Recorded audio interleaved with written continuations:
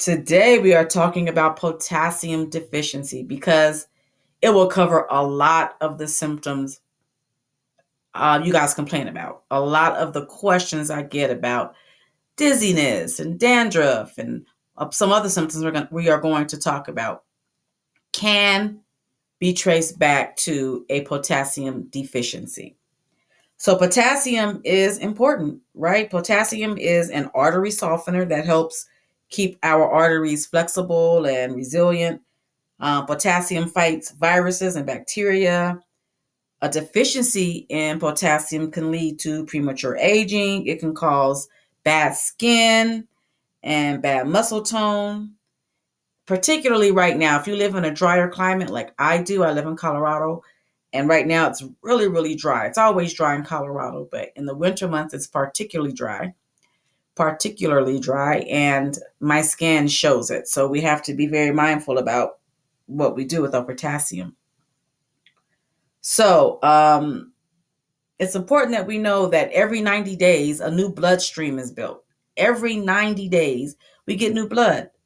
And that blood is built by the foods we eat, the liquids we drink, and the air we breathe.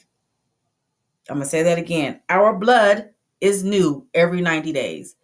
And the quality of that blood depends on the food you eat, the liquids you drink, and the air you breathe. And from that bloodstream, new cells are made.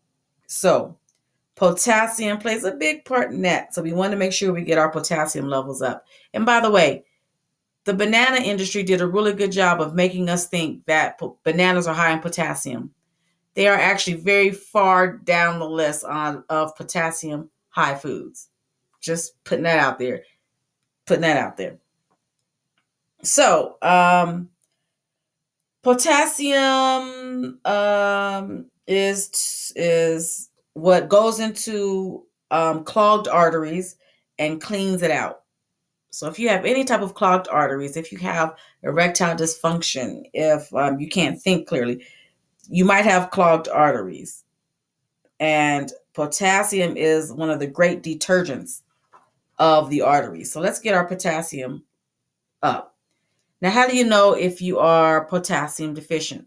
Well, lower back pains is one of the signs, or shooting pains. If you have shooting pains throughout your body, you are probably potassium deficient. Now, you can also get shooting pains, and that's how I know when I'm deficient in potassium, because I'll get these just a shooting pain, like your foot might hurt for a second, then it goes away, or your arm might hurt for a second and then it goes away.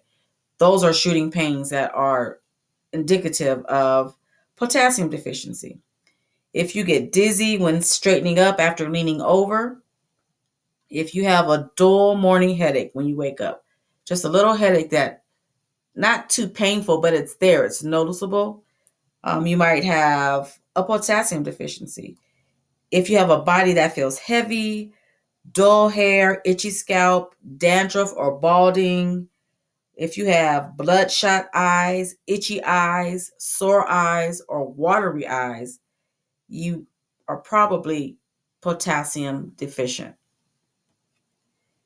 If you have a loss of mental alertness, you have a memory lapses, if you're finding it hard to make decisions, if you tire physically and mentally with very little effort, you are probably potassium deficient. If you are impatient or irritable, if you experience bouts of depression or you can't get things done, if you have chronic fatigue, or if you have ear ringing or ear buzzing, you are probably potassium deficient.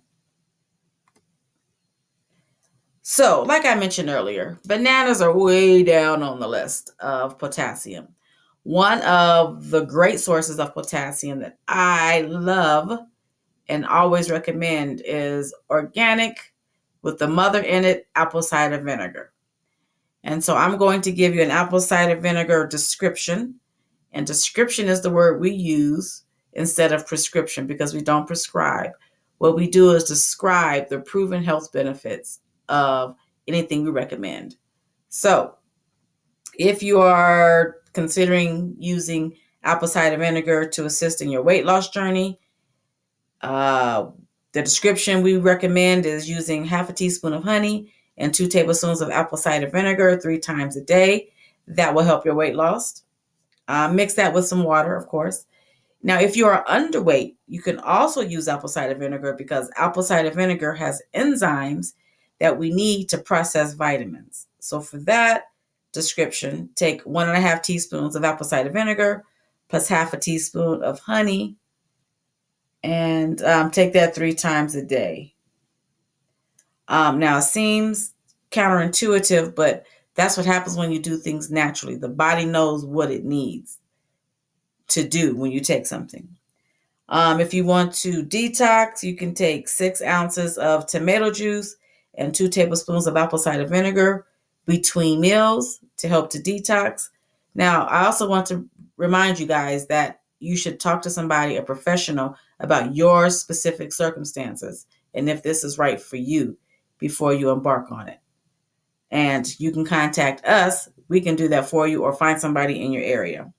Okay, sore throat, a 1/4 cup of apple cider vinegar and warm water. Make sure it's not hot water, just warm water, because the hot water will kill the enzymes in the apple cider vinegar. Okay, gargle with that. And also, when you begin to do any type of fasting or healing or detox program, you should gargle with apple cider vinegar to help get rid of the mucus that's in your lungs trying to escape. Okay. If you're dealing with any heart issues, 2 or 3 drops in half a glass of water 3 times a day is good.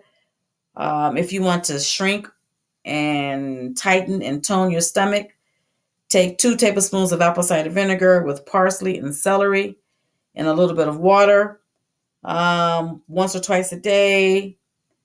What else? High blood pressure. You want apple cider vinegar and honey 3 to 5 times a day.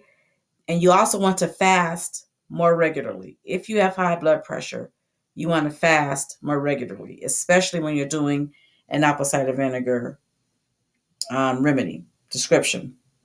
Now, remember, the body is self-healing and self-repairing, and there are no cures for diseases, but there are ways that we can help our bodies to heal themselves. And that's what we're doing.